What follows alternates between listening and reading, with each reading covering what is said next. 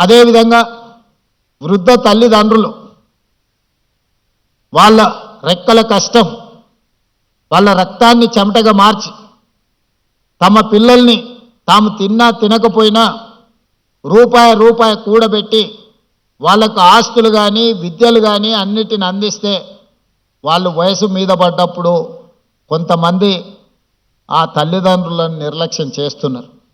అందుకే ఈరోజు డే కేంద్రాలుగా వయసు మీద పడిన వాళ్ళకు ఒక రిక్రియేషన్ ప్లేసు, అక్కడ అన్ని వసతులతో దేశంలోనే మొట్టమొదటిసారి వయసు మీద పడిన కుటుంబ సభ్యులకు ఈరోజు ప్రభుత్వమే కుటుంబంగా మారి వాళ్ళందరినీ ఒక దగ్గరికి తీసుకొచ్చి వాళ్ళందరినీ కూడా ప్రణామ్ పేరు మీద వాళ్ళందరినీ ఒక దగ్గరికి చేర్చి వాళ్ళకు అవసరమైన మానసిక ఉత్సాహాన్ని అందించడమే కాకుండా ఈ సమాజం కోసము తమ కుటుంబ సభ్యుల కోసము సర్వం త్యాగం చేసిన తల్లిదండ్రులను ఆదుకోవాలని ఈరోజు ప్రణామ్ కార్యక్రమాన్ని కూడా మన ప్రభుత్వం తీసుకున్నది.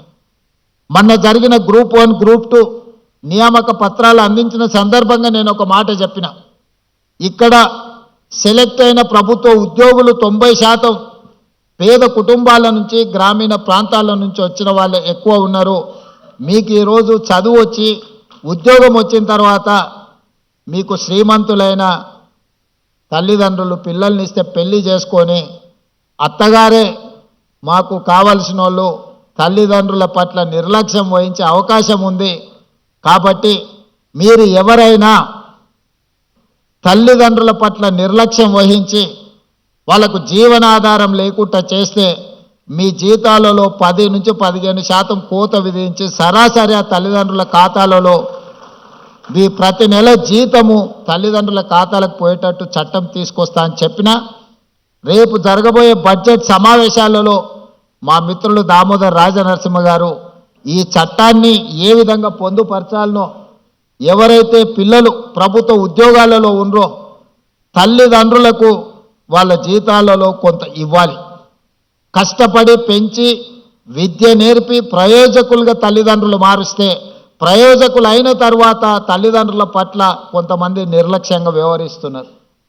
ఎలాంటి ఫిర్యాదు మనకు ఆ స్థానిక ఎంఆర్ఓనో లేకపోతే ఎంపీడీఓ దగ్గర తల్లిదండ్రులు మా పిల్లలు మమ్మల్ని చూసుకోవడం లేదని ఏదైనా ఫిర్యాదు ఇస్తే ఆ ఫిర్యాదును పరిశీలించి వాళ్ళ పిల్లలు ప్రభుత్వ ఉద్యోగస్తులైతే వాళ్ళ జీతాలలో 10 నుంచి 15% కోత విధించి సరాసరి ఆ తల్లిదండ్రుల ఖాతాలకు పోయే విధంగా మనం చట్టంలో మార్పు తీసుకురావాల్సిన అవసరం ఉన్నది.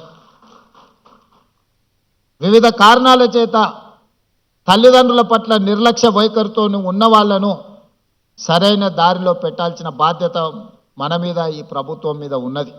ఎందుకంటే తల్లిదండ్రుల బాధ్యత తీసుకోవడం లేదు అని అంటే వాళ్ళకి సమాజం పట్ల ఏమాత్రం బాధ్యత లేదని మనం భావించవచ్చు. ఎవరైనా వ్యవసాయ కూలీ అయినా లేకపోతే చిన్న చిన్న కమతాల రైతులైనా లేదా ప్రభుత్వ ఉద్యోగులైనా తల్లిదండ్రుల పట్ల నిర్లక్ష్యంగా వ్యవహరిస్తే వయసు ఉన్నంతకాలం మీకోసమే కష్టపడి రెక్కలు ముక్కలు చేసుకొని పెంచి పెద్ద చేసి మిమ్మల్ని ప్రయోజకులను చేసి సమాజంలో ఒక గుర్తింపు తీసుకొస్తే ఆ గుర్తింపు వచ్చిన తర్వాత తల్లిదండ్రుల పట్ల నిర్లక్ష్య వైఖరి అవలంబిస్తే దాన్ని సరిదిద్దే బాధ్యత ఈ ప్రభుత్వానికి ఉన్నది. తప్పకుండా దాన్ని సరిదిద్దుతామని కూడా నేను ఈ వేదిక మీద నుంచి చెప్పదలుచుకున్నాను. దానికి సంబంధించి కూడా చట్టాన్ని సవరించి ఈరోజు తప్పకుండా ఈ రకమైన చర్యలు చేపడతాం.